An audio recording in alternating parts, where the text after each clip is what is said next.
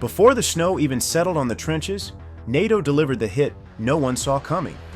On December 3, 2025, inside a polished conference hall in Brussels, NATO foreign ministers quietly signed off on a mechanism so aggressive that even Ukrainian commanders were blindsided, just pens hitting paper, authorizing Europe to purchase US firepower at a scale the Kremlin never imagined.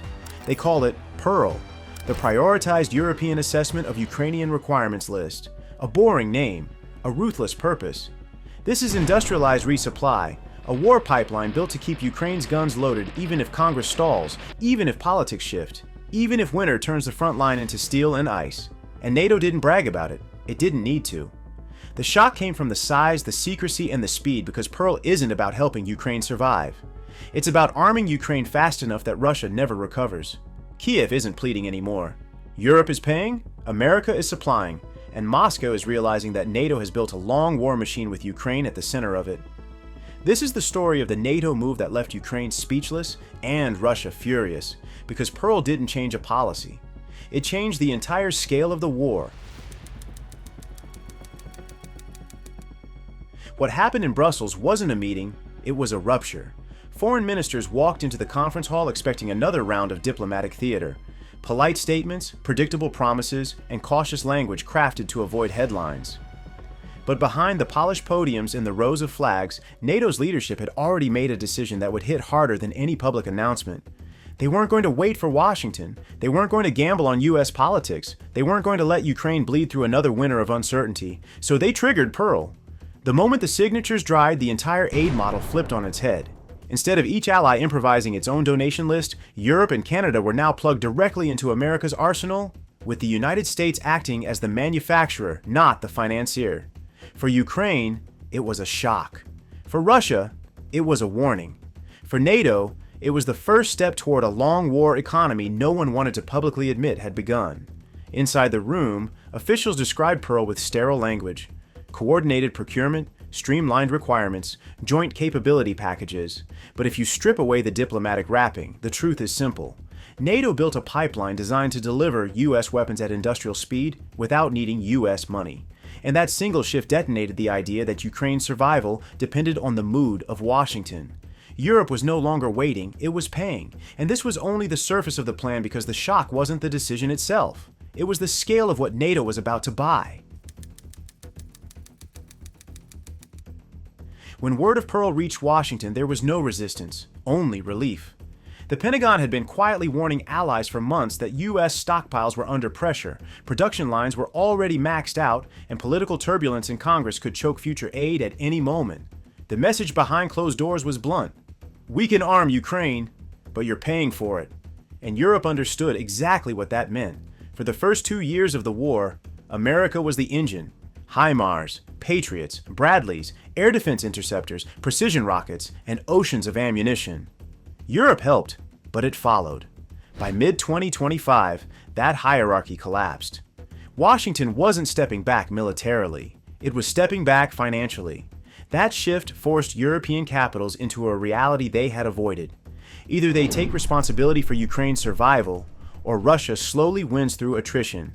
So they made the calculation. It was cheaper to buy American missiles now than to pay the price of a Russian victory later. And with the US opening its inventory and industrial base to PEARL, Europe suddenly had access to something its own factories couldn't provide fast enough. Patriot interceptors, NATO'S missiles, GMLRS rockets, tens of thousands of 155mm shells, radar components, logistics systems, electronic warfare modules, spare parts for American-made platforms already in Ukrainian service.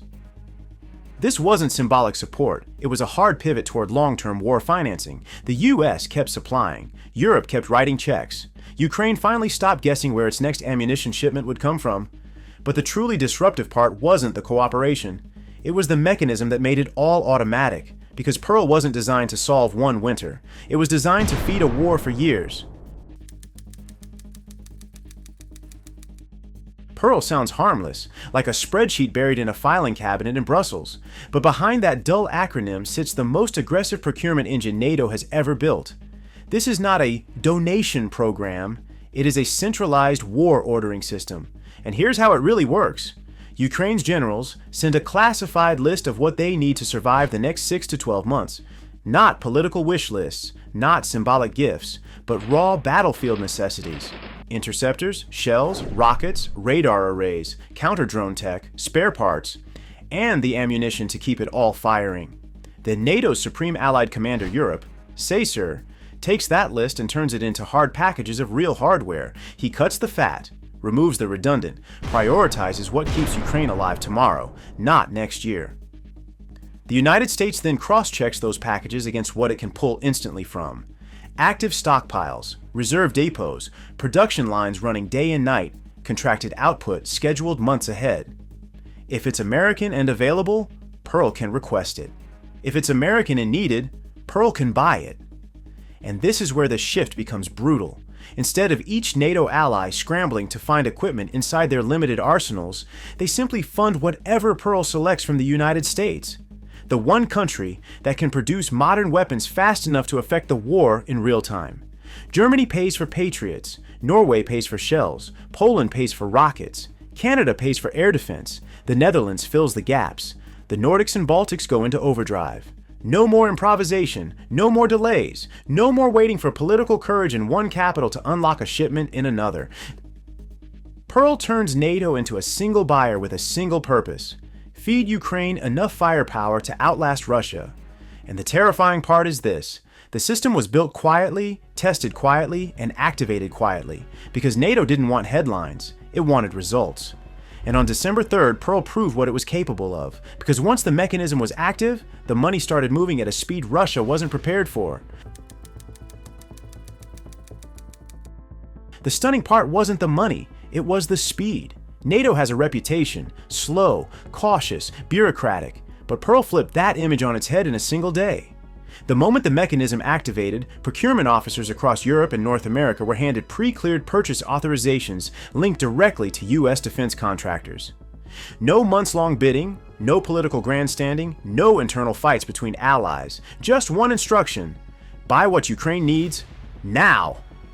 Within hours, encrypted terminals in Berlin, Oslo, Warsaw, Ottawa, and The Hague lit up with synchronized purchase orders. Teams worked through the night, punching through layers of red tape that, under normal circumstances, would take governments months to navigate. It was the closest thing NATO has ever had to a wartime economic command. Behind the scenes, American officials quietly opened classified stockpile data to European partners, giving them visibility into U.S. inventory levels most allies never see. For the first time, Europe knew exactly what existed, what was available, and what could be pulled at speed. And the shock inside NATO headquarters wasn't about quantity, it was about coherence. This wasn't 20 governments throwing weapons into a pile. It was a coordinated acquisition wave, assembled with the precision of a logistic strike. Pre-approved funding channels, synchronized contracting windows, shared intelligence on usage rates, unified planning between Caesar and Ukrainian general staff. Nothing in NATO's post-Cold War history looked like this. For Ukraine, the revelation was even more surreal. Kiev had grown used to slow-moving Western politics, endless negotiations, and aid packages that took months to materialize. But Pearl erased that entire model. What Ukraine saw instead was the unmistakable signature of a military alliance shifting from emergency aid to industrial warfare footing. Factories in the U.S. began receiving orders that were unusually large, unusually coordinated, and unusually urgent. Production schedules were rewritten, night shifts expanded, rail and air freight routes were locked in weeks ahead. One procurement officer compared it to mobilizing without calling it mobilization. And this was the moment Ukraine realized something bigger than money had shifted. NATO had stopped reacting to Russia. It had begun planning against it.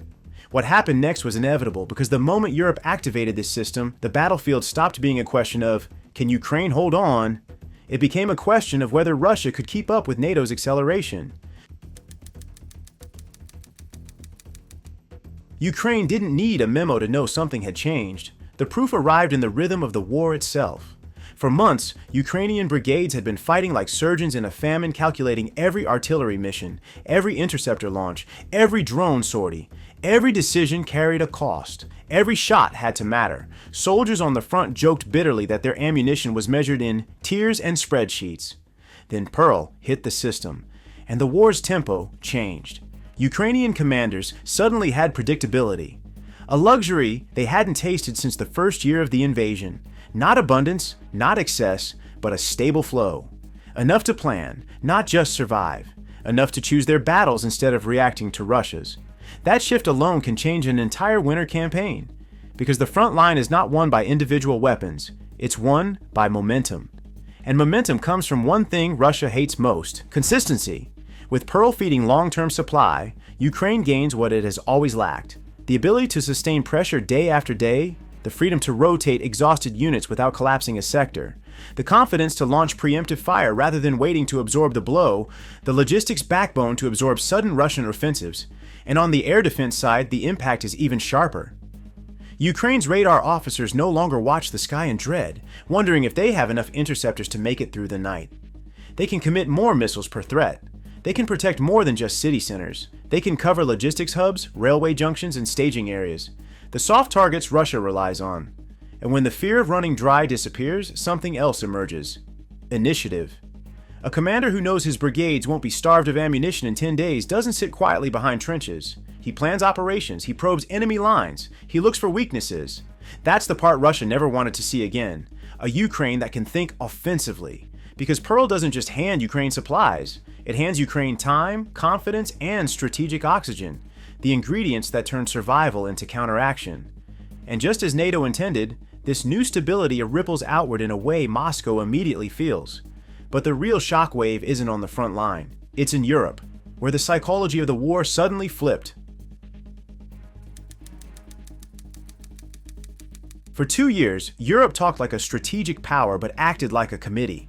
Now, for the first time in the war, that dynamic has flipped. Pearl didn't just pump weapons into Ukraine, it rewired the hierarchy inside NATO. Because when Europe pays the bill, Europe stops being a spectator. Berlin isn't just supporting Ukraine anymore. Warsaw isn't contributing. Oslo isn't assisting. Ottawa isn't coordinating. They're financing the arsenal of the West, directly, deliberately, and in numbers too large to hide behind diplomacy. This shift changed the psychological map of the alliance overnight. For decades, NATO relied on the unwritten rule: America leads, everyone else follows. But Pearl creates the first genuine reversal of that order. Europe leads by paying. America leads by supplying. Ukraine survives because both roles finally align. And for Europe, this transformation carries weight. Politicians who once feared domestic backlash now wield concrete numbers like political armor. We're not waiting for Washington, we're acting now. Voters who once saw Ukraine as an endless charity case are now told, plainly, that supporting Kiev is not generosity, it's self-defense, disguised as procurement. Every euro spent through Pearl buys not just ammunition for Ukraine, but strategic insurance for Europe's own borders. Every missile Ukraine fires is one less missile Russia can use to pressure the Baltics, Poland, or Romania. Every month Ukraine holds the line is another month Europe avoids a far costlier war. The narrative has shifted from "Will America help us help Ukraine?" to Europe is now underwriting the weapon pipeline of the entire alliance. And NATO officials aren't shy about the implications. With Pearl, Europe has effectively created a long-term financing model for war, one that can outlast elections, parliaments, and political turbulence. But nothing in geopolitics moves without resistance. And the first place that felt the shock wasn't Brussels or Kiev. It was Moscow, where the Kremlin realized the strategy it was counting on had just been shattered.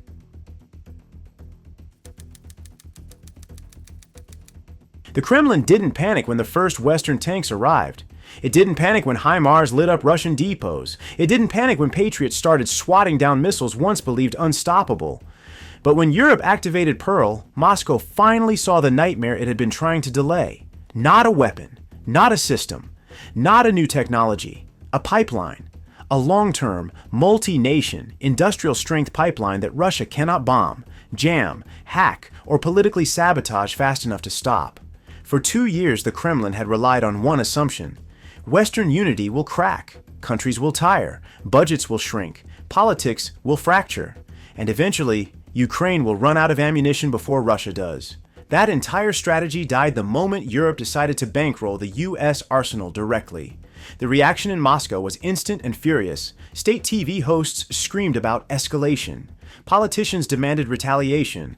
Propagandists pushed the old lines about red lines, lines they themselves stopped respecting long ago. But the anger masked something else: fear. Because Pearl solves the very problem Russia invested 2 years creating, grinding Ukraine down through shortages. Now, instead of watching Kiev ration shells or interceptors, the Kremlin is watching NATO build a resupply machine that can sustain the war for years. Moscow understands exactly what this means. No winter collapse, no ammunition starvation, no chance to choke Ukraine's air defenses, no political vacuum in Washington for Russia to exploit, no slow bleed that guarantees eventual Russian advantage. And so the Kremlin is shifting to its next tactic, one it has used every time the West unifies. Attack the supply chain, not the soldiers. Expect strikes on rail lines deeper in Ukraine. Expect attempts to overwhelm air defenses. Expect drone waves targeting logistics hubs. Expect cyber attacks on European procurement systems. Expect disinformation campaigns pushing fear inside NATO capitals. Because Russia isn't trying to stop Pearl's weapons, it's trying to stop Pearl's momentum. But the brutal truth for Moscow is this: the system is already moving. The contracts are signed, the orders are placed, the factories are running, the shipments are loading. And nothing Russia does in the next few months can fully reverse that. Which is why a new question is now rising inside NATO command rooms, a question no one wanted to face this early, but one that matters more than any individual weapons delivery. Was this billion-dollar surge enough to change the war's direction? Or is it only the beginning of something even larger? Pearl gives Ukraine something it hasn't had since the first year of the war: operational certainty, a stable flow of ammunition, a dependable pool of interceptors, a predictable rhythm of resupply, the ability to plan operations more than 2 weeks ahead. This alone changes the shape of the battlefield. A military with confidence behaves differently. It takes initiative instead of waiting for Russia's next move. It builds plans, not reactions. It pushes back, not sideways. It hits targets deeper, harder, and more often. Pearl won't magically turn the war overnight. Nothing does. Russia still has manpower. Russia still has production. Russia still adapts. But Pearl gives Ukraine the one thing Russia cannot replicate: Western industrial depth fused with European financial endurance. That combination is the real weapon. And the strategic implications ripple far beyond the trenches. If Europe keeps paying, and the US keeps supplying, and Ukraine keeps absorbing and adapting, then Russia faces a war it cannot outlast, a war where Western logistics consistently overpower Russian volume. But there's a darker side to this too. If Europe hesitates, if politics shift in key capitals, if budgets crack under pressure, if one major donor pulls back, Pearl loses its strength. Because the machine doesn't work on promises, it works on money, and money must keep flowing faster than Russia can escalate. So the future of this war comes down to a single brutal equation. Can Europe maintain a wartime economy long enough for Ukraine to regain momentum, or even just to deny Russia a victory through exhaustion? That's the real test of Pearl. Not the size of this package, not the scale of December's billion-dollar surge, but whether this becomes a model that NATO sustains month after month, year after year, until the map shifts again. Ukraine soldiers won't read the communiques. They won't care about acronyms. They won't debate budgets. They care about the next truckload of shells, the next radar rotation. The next night their sky stays dark because a Patriot battery woke up in time. And somewhere on the front, a commander is staring at a digital map that finally looks survivable, not because the war is easier, but because for the first time in months, he knows the guns won't go silent tomorrow. Pearl doesn't end the war. It doesn't guarantee victory, but it guarantees something else. Something Russia did not want to see. Ukraine enters the next year armed, supplied, and impossible to starve. So, is this the surge that shifts momentum back toward Kiev, or merely the opening move in an even larger, more dangerous arms race?